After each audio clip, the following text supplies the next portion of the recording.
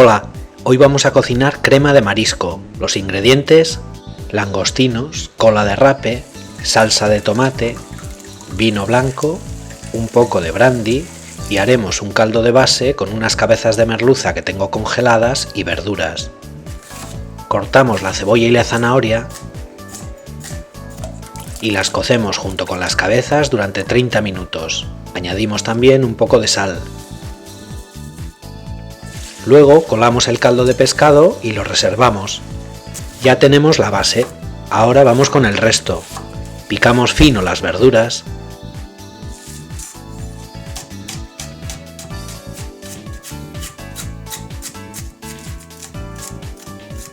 Y a continuación las sofreímos en una cazuela. Comenzamos con cebolla, puerro y zanahoria. A los 10 minutos añadimos los ajos y seguimos rehogando.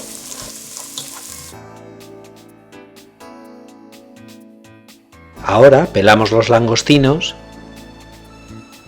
y añadimos las cabezas a la cazuela.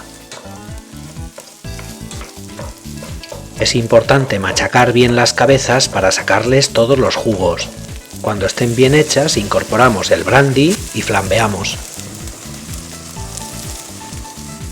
Luego el vino blanco y cuando el líquido haya evaporado, la salsa de tomate. Finalmente añadimos el caldo de pescado que teníamos reservado y dejamos en el fuego 25 minutos. Luego cortamos la cola de rape en trozos y la añadimos al caldo junto con los langostinos.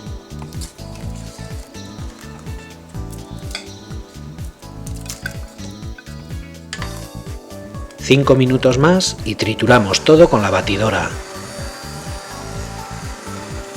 Después lo pasamos por un colador ayudándonos de un cazo de servir. Y esta es la crema prácticamente finalizada.